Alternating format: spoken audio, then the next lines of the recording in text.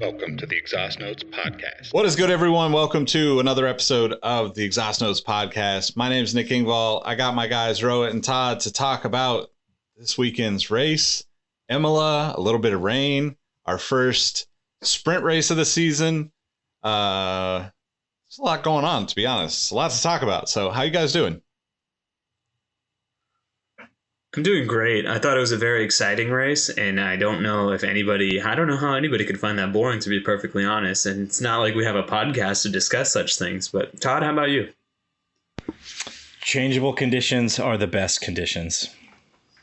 Yeah, like Bruce Lee said, be water. And in this case, the water was all over the track, and it also made me thirsty. But unlike pretzels, competition is one of those things that will forever keep you parched.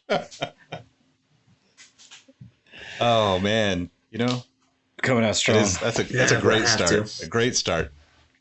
Yeah. So I may or may not be the person alluded to that felt the race was a little underwhelming, but it was a good race. It was a good. We got to kind of live stream chat with everybody in the Discord. Link in the description. But let's just, before we did this last time, but let's just run through the actual positions, the finish of the race. So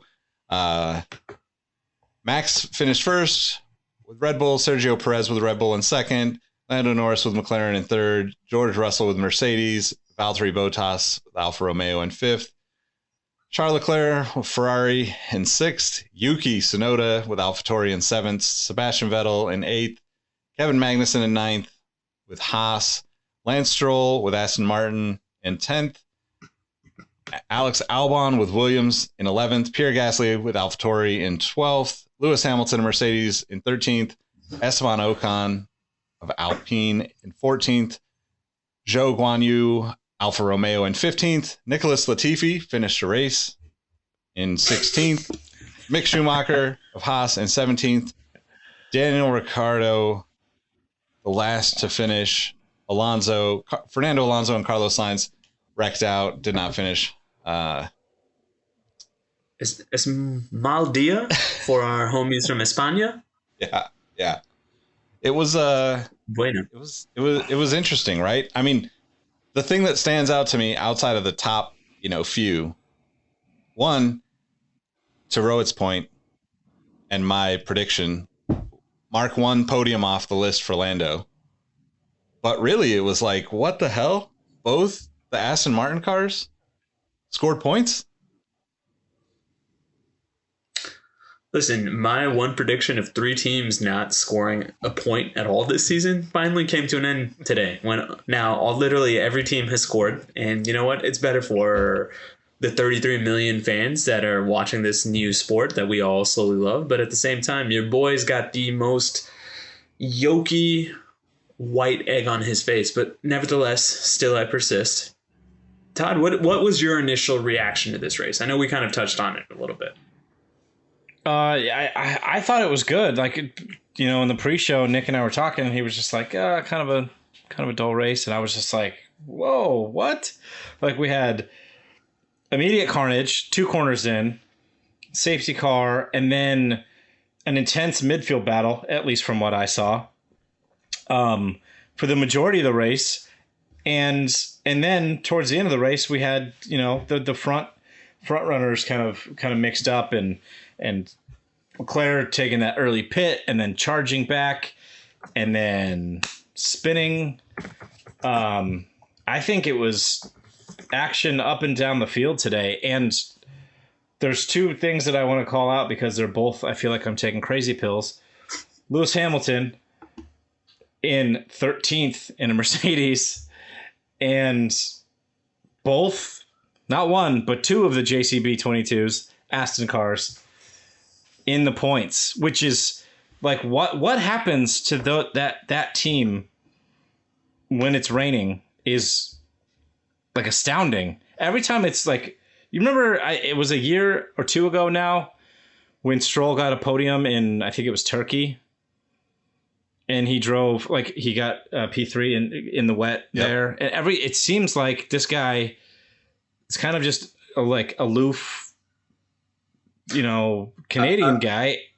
Go ahead. Now, I was just going to say, I've got the analogy for it because, it's something that was followed in our fantasy this year where we had one monster driver in the very first week. So I think how Stroll has set up is he's got one monster drive in him a year. And even if it's not that monster drive, as we witnessed this week, it's got remnants of a monster drive. And I agree with you. Aston Martin is essentially a grower, not a shower. It's just, unlike George Costanza, you have to add water. It really is. It's like one of those little bathtub toys. You just leave in water and it grows like 10 times its size. But to not only have one, but two cars in the points. And it didn't even feel like fortuitous where they got lucky because of, pit stops and then a safety car. Like, they really fought like that. Like, I was looking at the lap chart earlier, and Seb was one of the earlier pits, one of the first to pit on the first pit stop, and lost, I think, like 7 positions, and then fought back to gain 8 more, or fight his way back up on the pits. So, man, good strategy, good race. Maybe they all need to be wet races, and all of a sudden Aston's like a competitive car for the midfields. But good for them. Good bounce back after the horrible weekend in Australia. And then Lewis, Nick, you were talking about this also in the pre-show, but he declared himself out of the championship, and it really feels like he's just like he's still racing, obviously, but he feels like he's racing defeated already.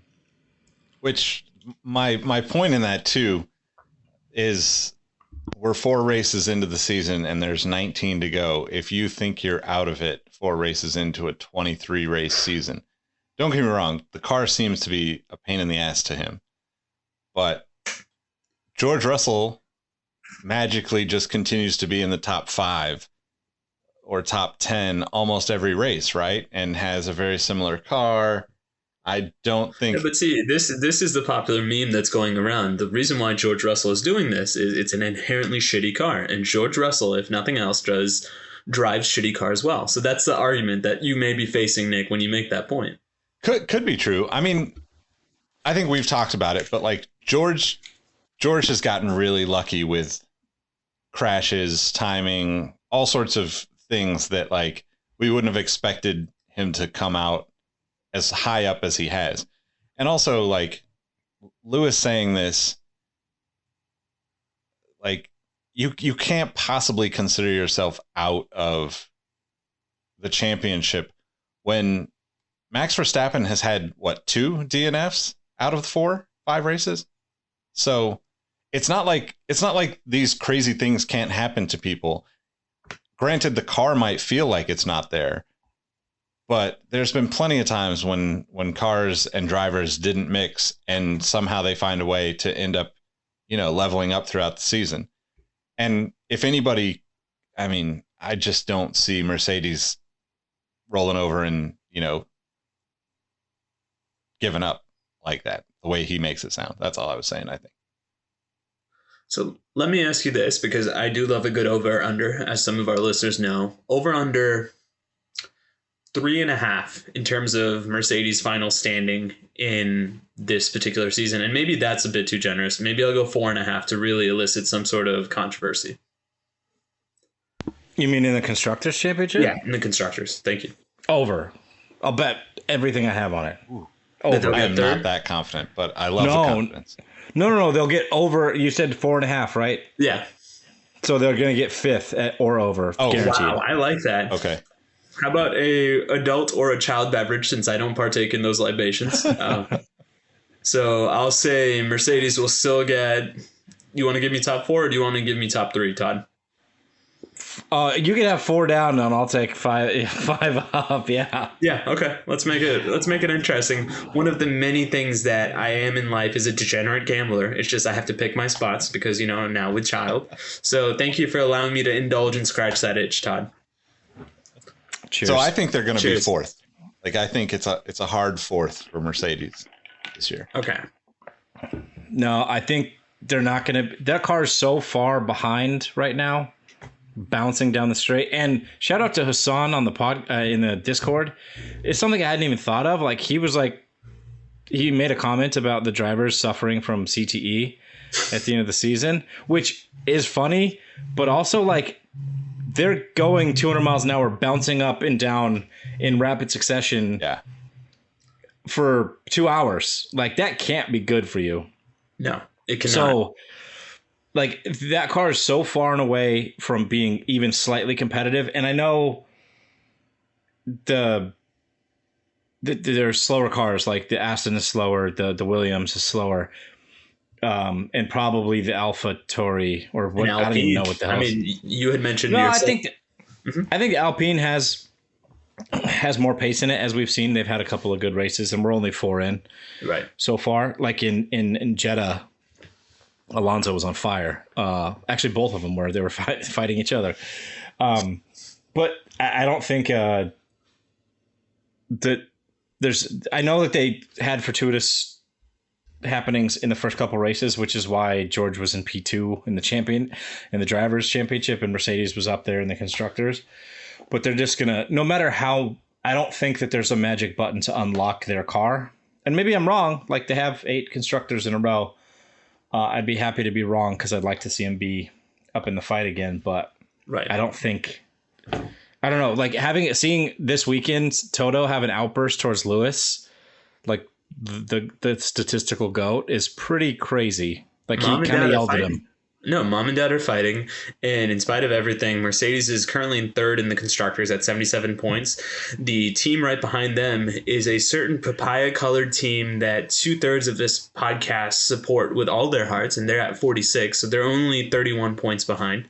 It's going to be interesting because I do think, much like the dawn of a new day is an orange sun, man, those suns from Orange, I mean, except for Danny Rick, who may be one of those 5 drivers that may be leaving this year, but you boys talk about Lando because he truly is the future. Like this is finally the coronation moment that we've been expecting from him for a while now. Is this the first podium, right? Or first podium of the season? First of the season, yeah. So before we do that, I want to point out that I agree with Todd with like the potential like health issues for the porpoising that we see, right? If you don't know what porpoising is, you can go back. I think it's episode 10. We talk about it in depth. But seeing all these cars, like Todd's talking about seeing, the Mercedes down the straights. But I just watched some clips earlier today, like watching recaps and stuff. And Charles Leclerc's Ferrari was doing the exact same thing. And he's won, 3 races this year already? I think this is like something that all the teams are dealing with. It's just still one of those things where like, that's also why I think that you can't just say that the season is over at this point, because as much as like we see Ferrari winning or Red Bull winning, all it takes is one tweak the wrong way to try to fix that, whether it's porpoising or whatever issues they're trying to fix, to send them to the midfield in a single weekend. Right. And I think that's the thing that is like kind of really interesting about how this season is going to play out. Because to the conversation around Lando being 3rd, like I don't think any of us, well, I mean, I predicted it, but I don't think any of us would have, without being a fan, predicted Lando being on the podium at this point, especially after watching the first couple of races for McLaren. The cars were way off the pace. The drivers were, talking about how many problems they were having, how hard the cars were, all of those things. I don't know that they were having the porpoising issues, but, just new car issues straight out of the gate, probably worse than any other team. But then that said, you still have, Valtteri Bottas finishing 5th in the Alpha, and we wouldn't have expected or predicted the Alphas to be in the top 10, or, maybe we would have given Valtteri like an 8 or a 7 prediction or something, right? I don't think any of us would have said anything higher than that. You're spot on. I think I would have said like 7 or 8 for Bottas, or Terry Bottas, as Rohit lovingly. No, I mean, I will say Spencer Hall from Every Day Should Be Saturday, probably one of the finest writers of sports in America today, has coined the term Terry Bottas, but it's just fun to say. I dare you to say Terry. Say Terry Bottas, and if a smile doesn't come on your face, you have no soul. Yeah. I think Speaking of Nick's pre-race prediction, what was your podium? Because you said Lando P3. I don't want to talk about the other two. Did you get the? No, talk about it. I said I said Leclerc and Sainz. I had Sainz winning the race. Yeah. So Yeah, I said. I also had Leclerc. I think it was Leclerc Sainz Max is what I said. So we're all wrong. Yeah. We jinxed the red boys in red. But we are happy to see Yuki at 7. Here's the thing. I've probably been Yuki's biggest critic on this podcast, but as somebody pointed out to me, he is 11th currently in the driver's standings, and that's with 1 DNS. Didn't start. So he could easily be a top 10 driver. So all that talk I had about Alex Albon snatching his seat this year may be premature on your boy's part because it's only been 4 races. However, it's an interesting subplot to watch because I do think Yuki has to have a podium moment to ensure some sort of consistency and stability because as somebody else also pointed out, it's really funny because Yuki's end game is always celebrating or apologizing. And I think a lot of us are like that in facets of our life, but hopefully not in your work. So no, in my work too. Okay, fair. Generally that's how I roll. Okay. Mostly apologizing. I did want to, since we're talking papaya, Nick just was talking papaya. Lando, amazing race. Like, he obviously was running out of tires at the end and couldn't hold off Leclerc. But then Leclerc got a little overzealous on the curbs and the chicane and decided to rally car that shit over there. But I do want to, like, McLaren actually looked pretty good this weekend, all things considered. Like a step back towards the right way, even though they've had a couple of rough patches. And even Danny Rick looked on the pace, which he's been for the better part of a year, not close enough to his teammate in pace-wise. But they both had amazing starts. Lando jumped up 2 spots. I think Danny Rick jumped up 3 because he was right behind him. Got a little squirrely on the second corner, hit the slippery part of the track limits. There's that word again. And kind of slid himself into Sainz. And, he said he got hit, which I thought was kind of a crappy thing to do because, like, you didn't get hit. You didn't get hit until you'd already hit Sainz. And then Bottas somehow kept his front wing after ramming more than half of it up the back of Danny Rick's car, which was pretty amazing. But yeah, I just wanted to mention my boy real quick because I think he would have had a good race if he didn't, little mistake cost you big time. Yeah, it was interesting to see.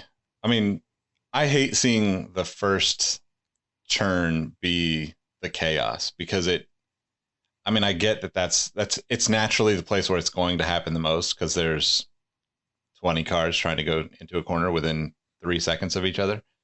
But I feel like that's what kind of throws me off with today's race or races that are similar, right? And I know you said there was a lot of passing in the midfield, but I really feel like for a solid like 20 laps, it was like a 9 or 10 car, like it was like just a train of like it, literally like the Quad City DJs in the middle of the field for a solid like 20 laps, where it was like, okay, nobody's passing.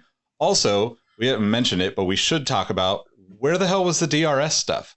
Like, it was like gone. It was like, okay, well, it's wet, but then it was dry, and then nobody could use DRS. And like, my stepmom asked me about DRS because of it, because there was so much conversation around it during the race. She was watching this morning, and it just was like, so that's where my mind went to thinking about the race.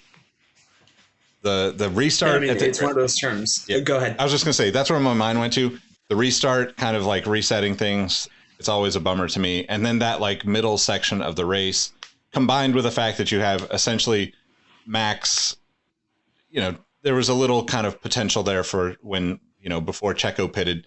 But like Max and Checo are basically kind of running away with the race. Other than, I know Leclerc was there close, but it didn't feel like he had it under control the same way it did in previous races this season, I guess. The thing I was initially going to say is 2 words that you hear a lot in this podcast is processional and the DRS train. We got a train to Nick's point. There was not that much DRS. In fact, I would say the most notable moment that came out of this race from a DRS perspective was Terry Bodas not getting past George Russell time and time again, because every time we would see them coming into the start of the new lap, they're like, oh, he's in DRS. We're going to get him. We're going to get him. They didn't get him.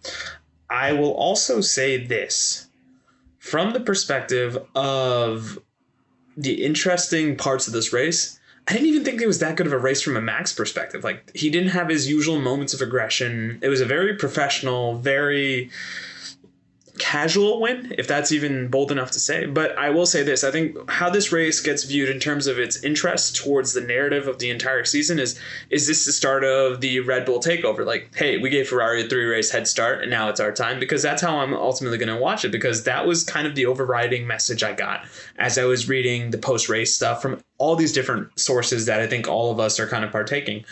The other thing I want to call out is, and we mentioned it a little bit earlier, Terry Bodas is probably the biggest surprise of the year. And it's crazy to me that he is consistently getting points at a team that for so many years has been an afterthought. And if the best thing you could say about Sauber / Alfa Romeo is they're a breeding ground or they're a training ground for Ferrari's future drivers. And it's also a retirement home for Ferrari drivers. But Terry's not about that life. Terry's like, listen, I still got something in me. And, you know, finest button all of Formula One. So keep on keeping on, Terry. I mean, yeah, he's really got that cake, dude. Terry. I'm going to jump back before we get back too far. I want to talk about DRS real quick. Go for it. So it's up to, just clarification on that. If it's wet, it's automatically off. Yep. Like the race director says, nope, no DRS because of safety, right? They don't want like cars closing on other cars that fast when it's wet, because you don't have as much grip, much brakes, whatever. Yep. Once it starts to dry out and it's changeable conditions, which this race was, they can't turn. It's up to the race director to turn it back on, and he has to see that there is basically a solid dry line for the most, like the whole track plus. Right, it has to be more than just like the one racing line is dried off. Yep. It has to be a mostly dry track for him to turn it on. And I know they were like expecting it to come on, but it is ultimately up to the race director, which I didn't really mind that he wasn't turning it back on yet, because they kept talking about the rain that was supposed to be incoming. They said like, oh, you know, rain in 10 minutes. They kept saying rain in 10 minutes, and it never really came to pass. But back to the Swedish keister, Terry Bodas. Or wait, no, he's Finnish, isn't he?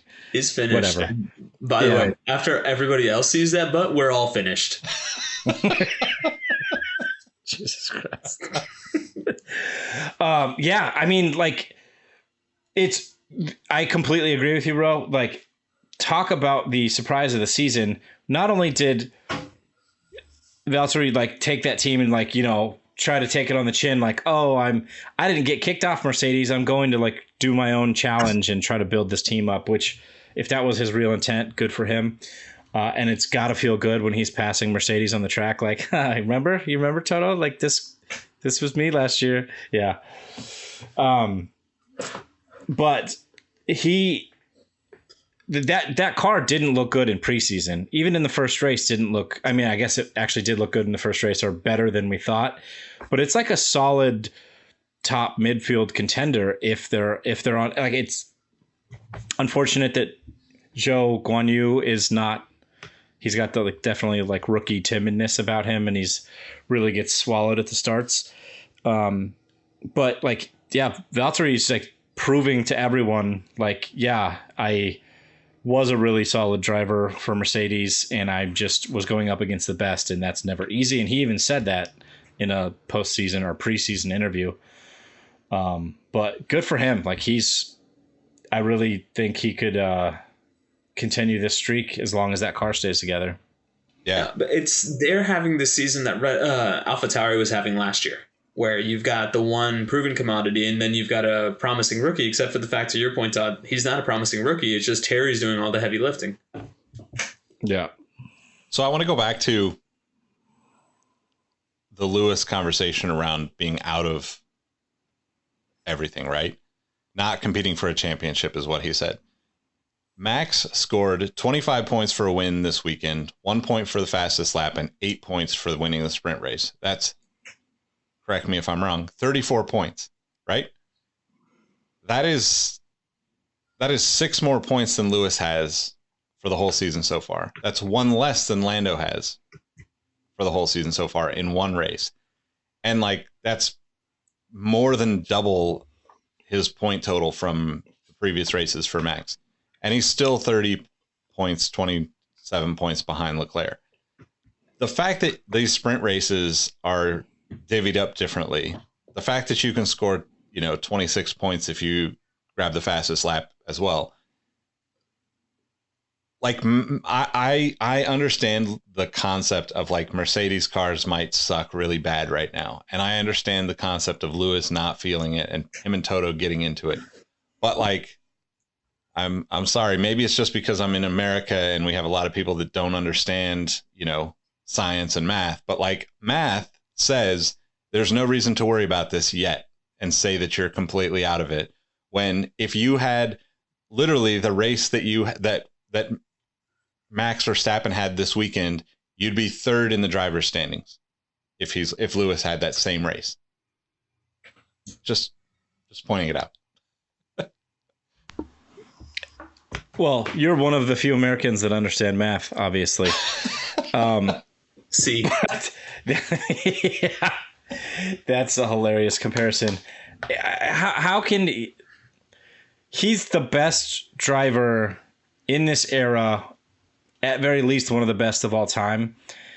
The team obviously knows what they're doing. They won 8 in a row, but they're so far behind. Like the other teams, I could see, like, I see what you're saying, but like, they're so far behind. None of the other teams are going to stop developing. So not only do they have to catch up to the teams, but they have to outdevelop them. And they're in the busiest season in Formula One history for the first time in a cost cap era. And they're that much, like, they're probably the third slowest car on the grid. So you're talking George about Russell is right there. That's what I'm saying. Like, I understand what you're saying. Like, with the exception of this race, which I think he kind of got on merit. Like, he had, granted it was wet, so that changeable conditions thing, whatever. I think he actually had a good drive today. But the other races, he kind of like lucked into the podium. Lewis lucked into the first podium, that kind of thing. There's no chance that I'm surefire bet that they're going to be 5th or above in the champ. We've already 5th had or that below. call. Yeah, I know. I'm playing devil's advocate some, but Nick, join me. Let him buy 2 kids' beverages. Yeah, burritos for everybody. If I'm wrong, all right. Fair enough. But you said it, Todd. Like, the thing that I think about with Lewis is like, all you give him a car that is 80% of the top 5 cars on the grid, and he's capable of taking it the rest of the way, in my opinion. So then 1%, do you give this car like a solid like 42? See, that was a joke for the Americans that don't understand math or science. I understand, like, I totally understand that, like, things are pretty messed up at Mercedes right now. But, like, I don't know, maybe it's just me being optimistic, and maybe I should just go back to Michael Schumacher driving for Mercedes for a couple seasons. Like, you can't just make it work just because you're the greatest or one of the greatest drivers of all time. But I just can't not think that, like, it's just good old Toto and Lewis sandbagging the hell out of the entire season right now. I think the car's a mess, but I think they are over exaggerating like how far off they are. It's what the cons call the long game, but I don't know if they're that smart to play it. I will say this, as we were watching the race today, we were joking that Lewis almost had like a force field around him because he was stuck in 14th place for the longest time. The drivers from 1 to 13 were constantly changing And then the drivers 15 down were also changing, but Lewis was just kind of running his own race, living his best life. And yeah, he ended up, I think, in 12th because I think I stopped watching because it's like, oh, he's stuck in 14th place. And I thought that was probably as good of a metaphor because he just seems like he's coated in molasses right now and you're asking him to run a 100-yard dash. He was definitely a slippery deaf guy.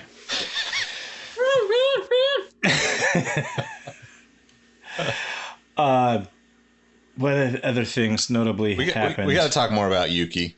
I just feel like he deserves it this way. Wax poetic, please. I think he is losing his seat at the end of the year. I'm already convinced. Already? Yes. Man, this. Not only are the race car drivers and teams ruthless, the fans are ruthless in this sport. No, I mean, the F1 Twitter is the most toxic place on earth. Oh, absolutely. Any Twitter. No, I'm convinced that F1 Twitter is the most toxic thing on earth. Yeah, F1 Twitter is dangerous. And NBA Twitter is pretty rough sometimes too. But I just thought Yuki. I do think that like the odds are stacked against Yuki to have that seat at the end of the season. And I think that maybe my optimism is, kind of misguided because these teams are going to make the decision for next season 10 races into the year, maybe 15, right? Like, it's not like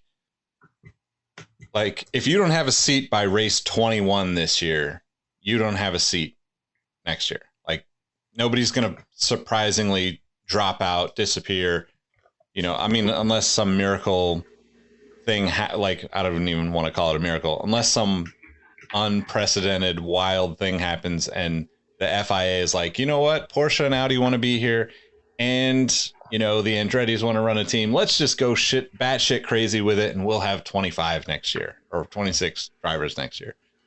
But I just don't see that happening. But I do think Yuki. I think Yuki. The thing that Yuki has. It's hard to say this because most I know Formula One purists like Todd won't admit to this, but the personality that Yuki has is so marketable, and teams don't want to lose. They don't want to be in the midfield. They don't want to be at the bottom of the grid. And, obviously Max Verstappen is, presents himself with the least amount of personality in the history of Formula One. But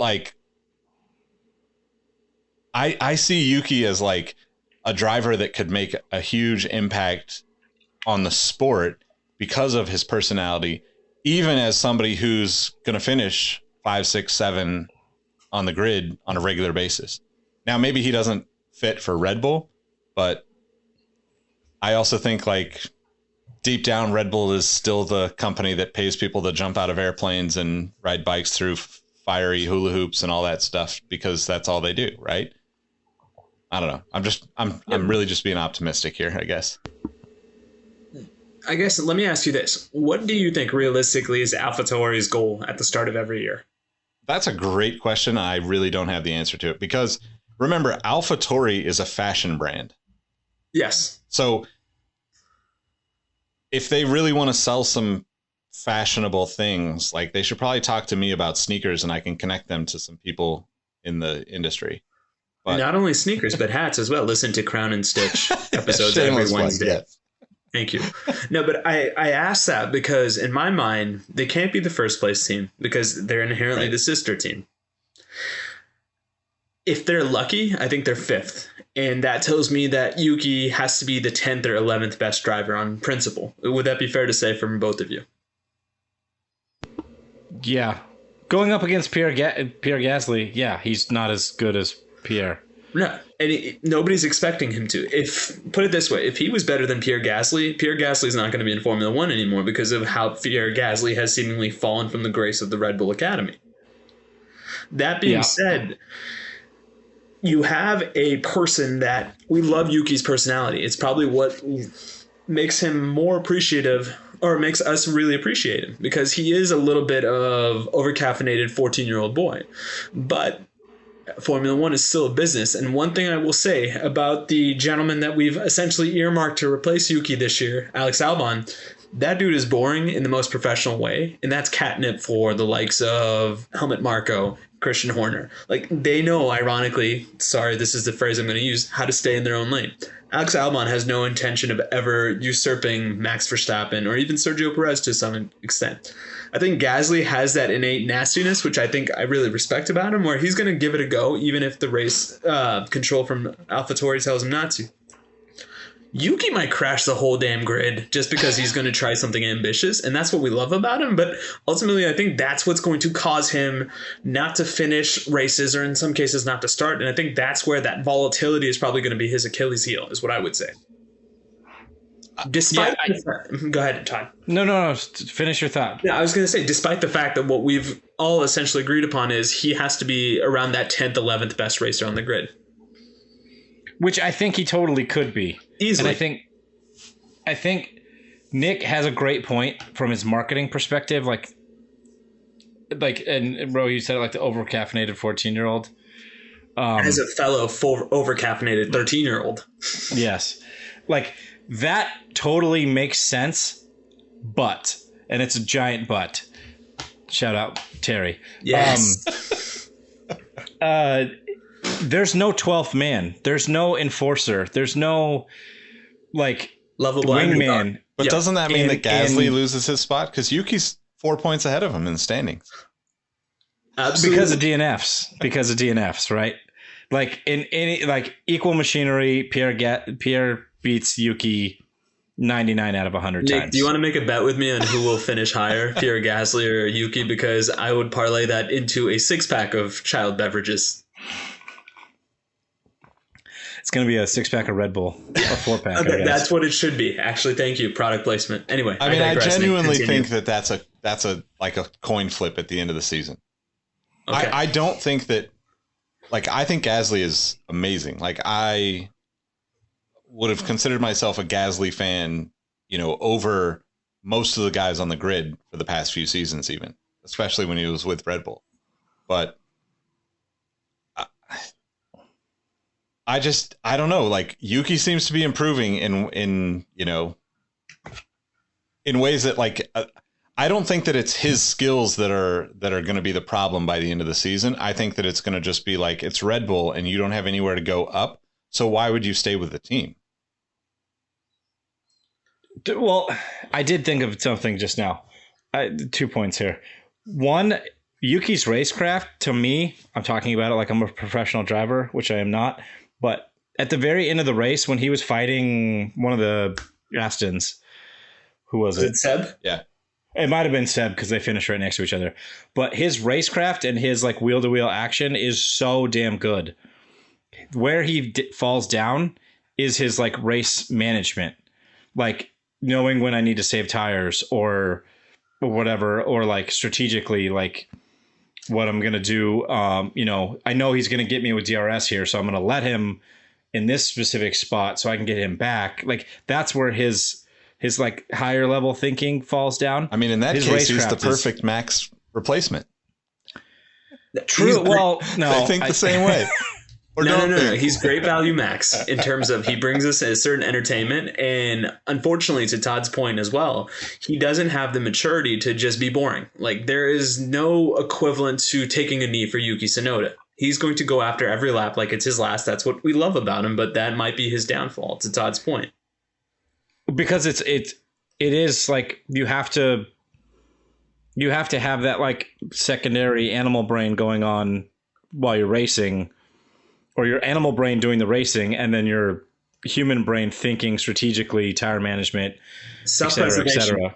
Yeah, he doesn't seem to have that. And quick point about Max's race, since it just came up again. Max proved today that he can have, like, a totally boring and professional race without the, you know, whining about, like, oh, my tires are gone, or he crowded me, or whatever, like, which we said he's incapable of. So anyway, that was kind of a tangent, but I think Yuki, the reason I said earlier that I think he's gone is because there's too much talent waiting in the wings. However, I did just think of this. What I heard or read last week is that Honda was supposed to be out, as in all of their ties. I know that they're officially off the car and it's just the HRC corporation doing the workings there. But now it sounds like Honda's going to be involved through 2026 when the new engine rules come into play. So that actually kind of makes me walk back my earlier statement that if Yuki does keep his seat with this like super hot and cold performance that he's in the points one race and he's 18th the next race, it's only because of this Honda association. So is there, I 100% acknowledge that because, like you said, there's a lot of talent in the Red Bull. They've given a lot of wings away with those Red Bulls, I should say. But with Yuki, for instance, is there any situation you see him driving for another team on the grid outside? I mean, I guess you could throw in the potential new teams, right? Like if he's a top 10 driver on the grid, it's pretty likely he would sign with, let's say Andretti or Porsche or Audi or whoever the next team that comes in. That said, is there any possibility that in the next 2-3 years we see Honda partnering with another team if they expand the number of teams? If they do expand the number of teams, I think that's where Yuki is going to thrive. But he is also one of those guys where we always talk about you have to win the race, but sometimes you have to win the press conference right before the race. So if I look at it from that perspective, Nick, I'm a new team. I'm announcing that one of my new drivers to usher in this new era of Formula One is Yuki Tsunoda. What is that press release going to be? It's going to be one about the fact that he's brash, he's exciting, but he has a world of potential. And I don't see him driving out of that narrative in the next 2 to 3 years unless he discovers that self-preservation gene that Todd had alluded to. Because ultimately that brash and exciting thing is what keeps us coming back for more. So what does he have to do to keep his seat at Red Bull? Todd, do you want to go? Yeah. Yeah. I think it's not necessarily just about race results, right? Like he does need to have more consistency there where he's not, like I just said, P18 one race and then, P10, P6 or P7, whatever the next, which I think this was his only good drive so far this year. I think the rest of them have been pretty bad. Hit or miss. Mostly miss. Yeah, that's fair. But to keep his seat, he needs to be on the pace in qualifying because that's, again, one of his shortcomings, I think, is his qualifying. And he's more than a couple of tenths off of Pierre consistently. He's like a half second, even sometimes 3/4 of a second, which if you're an equal, quote unquote, machinery, you shouldn't be that. Like we're talking about the 20 best supposedly drivers in the world. They should be, especially if you're in the same car, you should be within a tenth or two of your teammate, no matter what.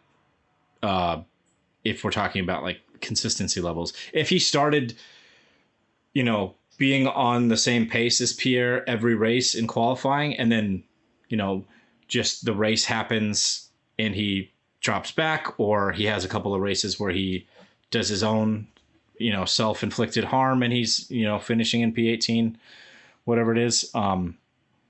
That is one thing. But if he's off the pace in qualifying and it's super hot and cold in the race, he's got no shot. And that's why I think if there's anybody that has like a pretty good chance of not having a seat next year, it's him.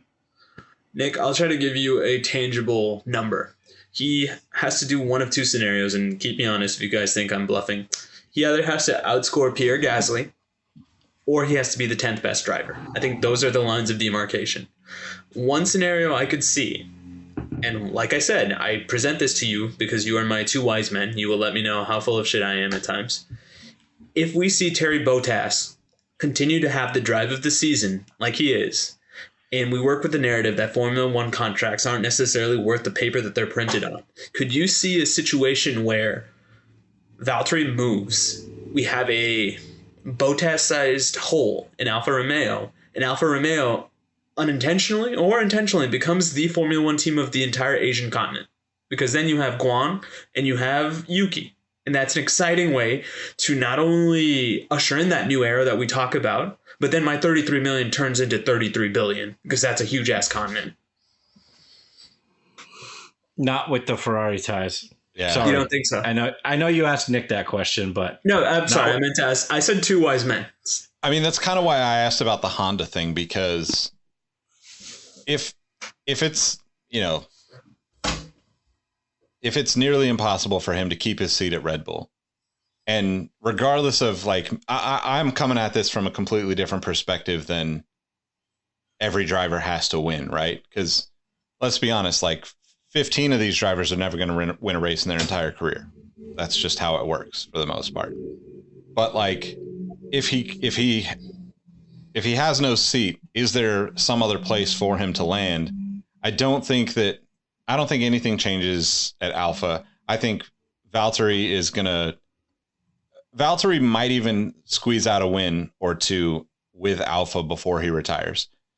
But in the next 4 years, Alonso is probably going to retire. Vettel will likely retire. Lewis might retire or start his own team. There's a lot of shifting that's going to go on. And not to say that Yuki has to be connected with Honda, but I say this, I know Aaron's going to listen to this, and I say this so lovingly because I am a diehard Honda fan. I own a handful of Honda cars and more Honda things than probably most people on the planet. But Honda has been terrible in the way that they jump in and out. Their non-committal approach to F1 has been the most frustrating thing as a fan of the brand, because look, the reason why Ferrari and Mercedes have these diehard fans is because win or lose, they were out there racing. And you can always count on a Silver Arrows car. You can always count on seeing the Ferrari red. Those two teams are probably the longest running teams in the sport, or, over history at least. And without, McLaren's in there too, but McLaren and Honda are, have been connected in various times. But with Honda now, rumors of them potentially being, again, wishy-washy towards the sport. I'm just thinking the only way that if you guys are right and Yuki loses his seat, which I'm coming at it from being a complete fanboy of Yuki. I would love to see him in the sport for the rest of his life, because I think he's just entertaining as hell. Even when he loses, he's just entertaining. But without Honda committing to another team in some way, shape, or form, I don't see him, I just don't see it happening in almost in any other scenario other than whatever potential new teams might have, come to fruition in the next couple of years. I guess that's kind of my end point of all of that. I 100% agree. If there's no Japanese tie to a team, I don't see Yuki staying. And that's why I say I think he is talented and he has potential. We've already waxed poetic about that. But without the Japanese brands or manufacturer tie into the sport, I don't see Yuki going anywhere else. So I know we're about up on time, but before we get off of that topic, the reason why I think that's an important topic to dive a little bit further into is because in our chat from this race, we talked a little bit about paid seats, right?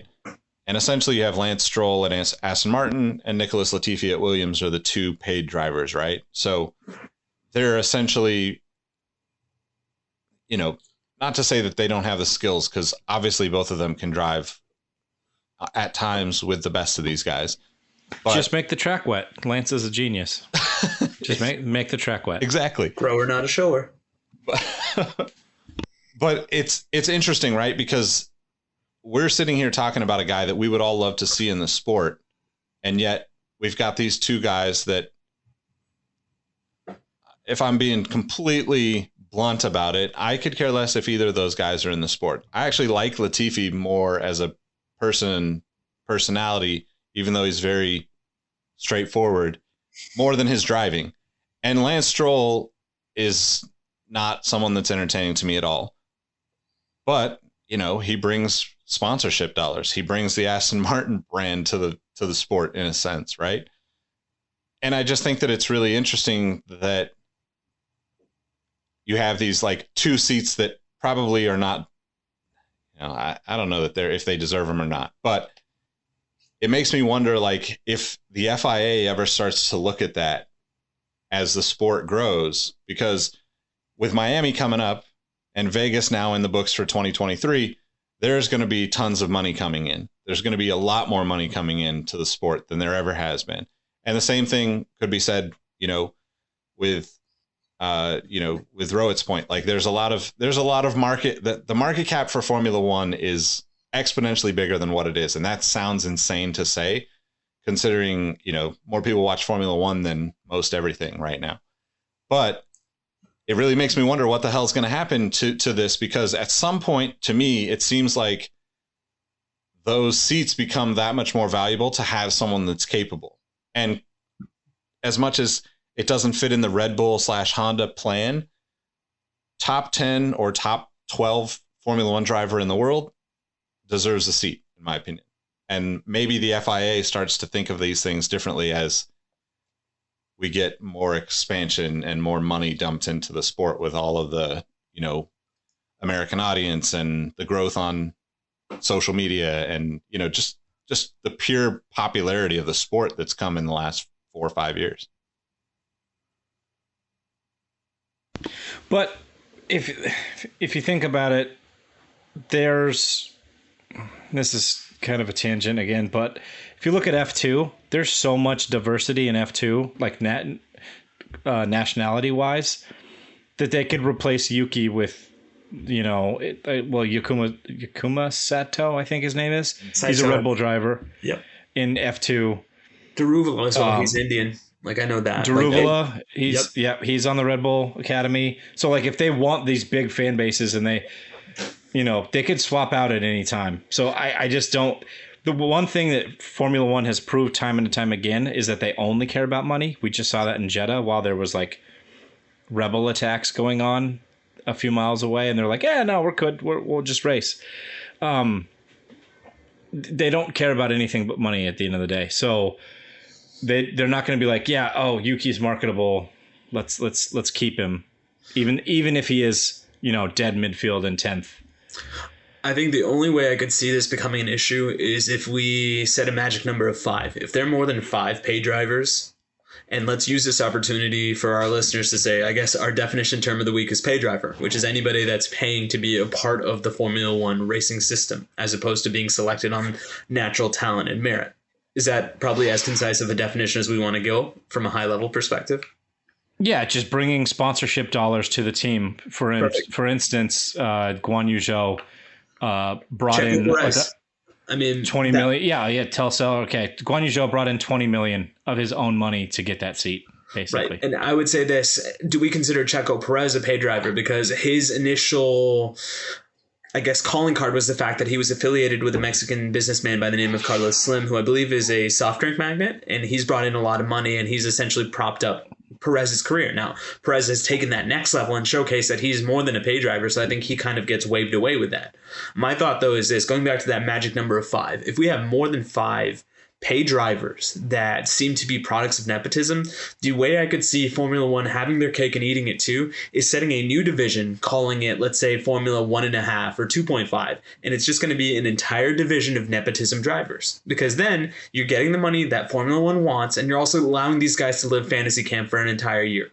That's a really interesting idea. I mean, I don't see that happening, but I think it's really interesting. And just to be clear to people that are fairly new to Formula One, although these guys are paying, in a sense, or bringing enough sponsorship dollar to justify the team signing them and saying, okay, cool, you can drive the car. These guys have to be incredibly capable of driving a race car. Like I have spent 20 years going to the racetrack, hanging out with people, working with people that drove cars, that race cars regularly. Todd spent many years tracking his cars. There is no chance in hell that either of us in our networks and beyond know anyone that's capable of driving a Formula One car. Like, that's how high up this skill set is. So even if you can pay your way into it, like the way that we're talking with the drivers currently, the Canadian subdivision of Formula One. Yeah, the idea of a paid driver format is still going to be really difficult to get to, but definitely not off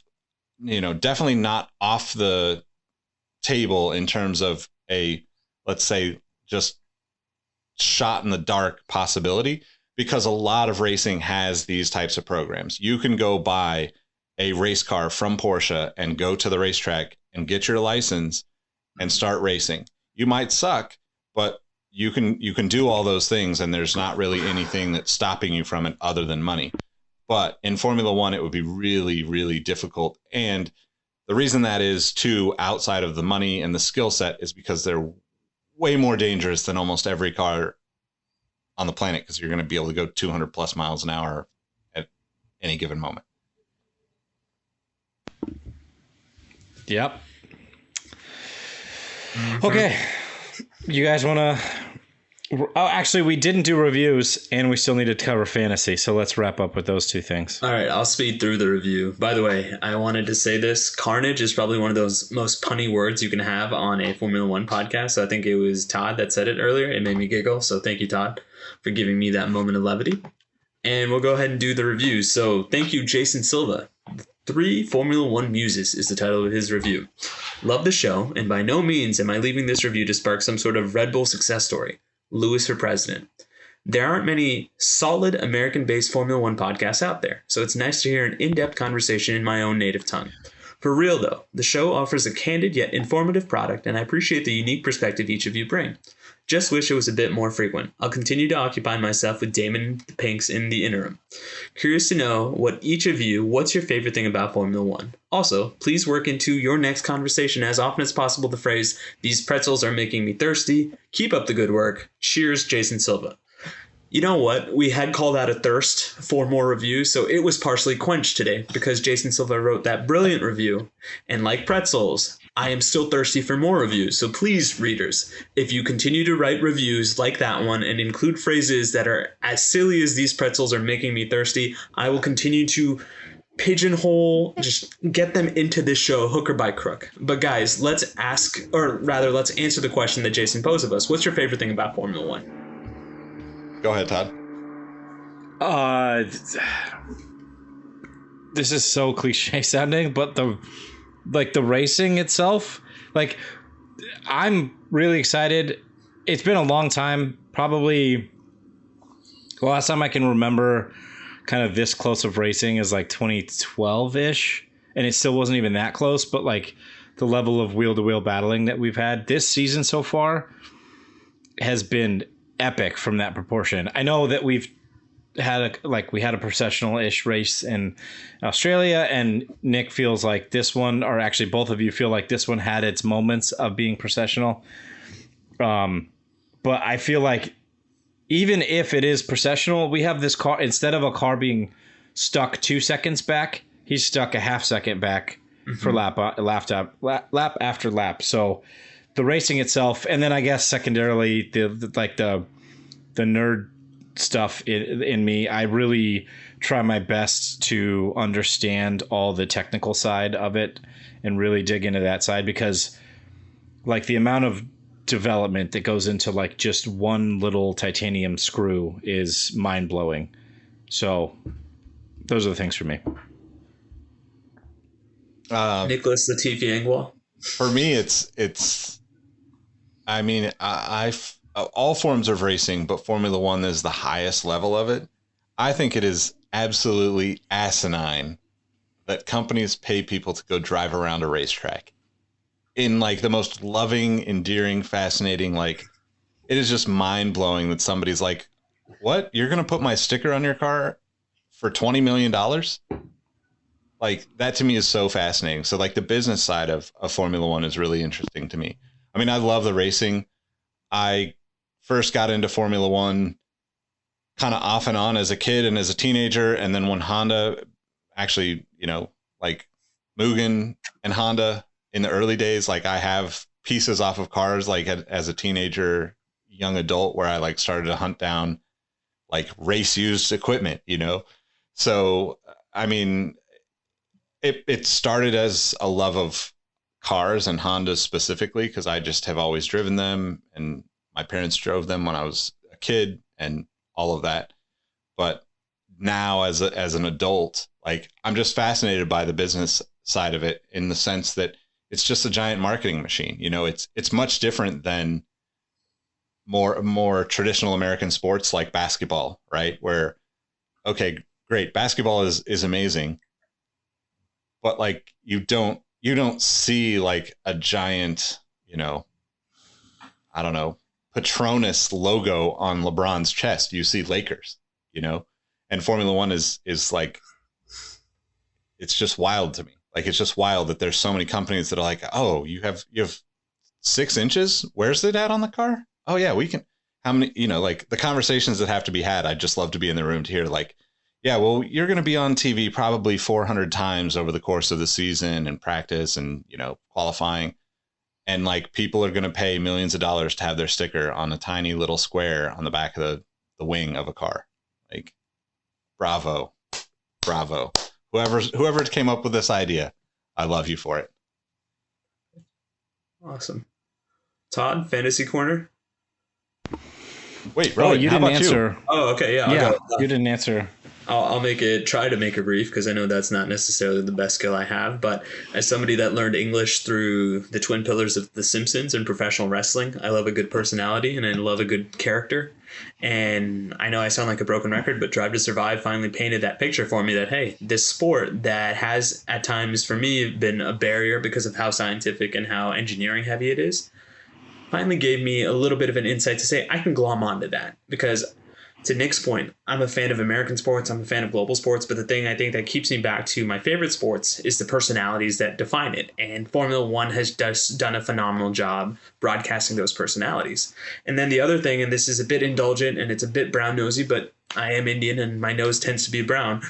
I just like learning new things, and I've got 2 really good teachers here in Todd and Nick. So these guys keep me humored and they keep me entertained by just being the best teachers I could have on the sport. And I learn something new every episode. So this episode, I learned that the beacon of consistency that is Honda gets uprooted because of their inconsistency in flirting with Formula One. So thank you guys for that. Nice. All right, yeah, quick fantasy update to wrap it up. We'll start with the league that must not be mentioned. The Nikita Mazepan Invitational. Yeah. Yeah, we'll call it Mr. Weatherman League. Well, shout out to Trav. He's in the lead of that by a pretty large margin, with Aaron in second, Julie in third. But that one's going pretty good. And Nick, you're not in last in that league. So strong midfield driver in that league. Which also means I'm in danger of losing my seat next season. Don't sound so heartbroken. You're not Yuki. Your self-preservation skills are lacking. Let's figure this out, buddy. No, Nick is... He's a very kamikaze fantasy driver, I must say. Yes.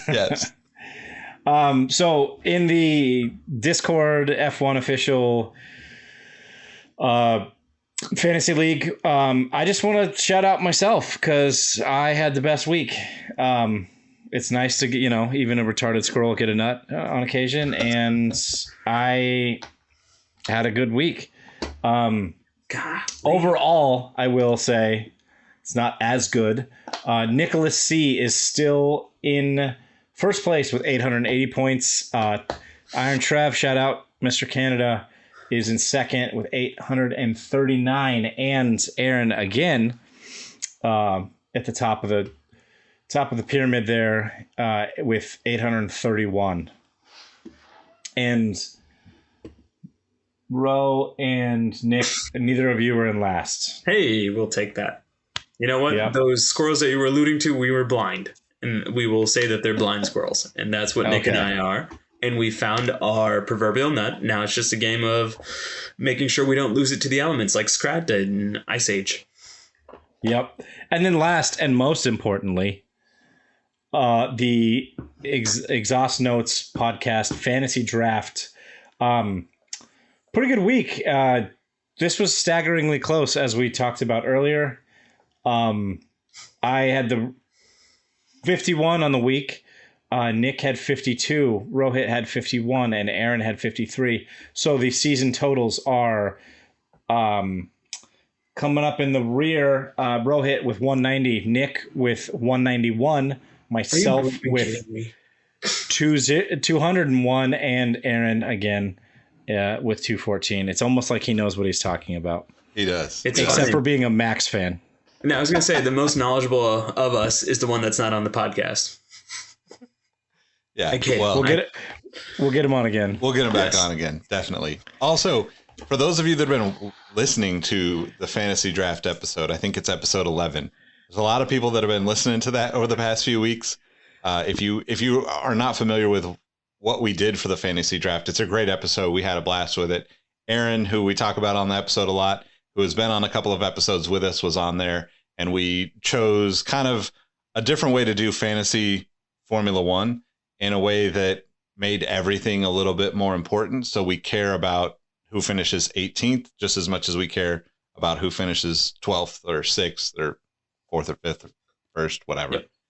Now, we basically put the American snake style spin on it, where every driver gets drafted, every position gets a point, and yeah, it comes down to who can score the most points at the end of the season. Definitely. No subs on this one. Yep. Got who we got? All right. 2 weeks. We got Miami coming. What's your predictions, folks? I'm going to go with Danny Rick is going to wear like a nice floral Tommy Bahama shirt and come out with like smoking a Cuban. Oh, for the race, you mean? I'll go. Now, I'll go with, I think, Charles Leclerc. I'm putting faith in his credibility as a champion challenger this year. So I'll go Leclerc 1, Max 2, Carlos 3. Carlos, come on. Can't be 3 races now with no points. Let's get back in the points, bud. Nick, what do you got?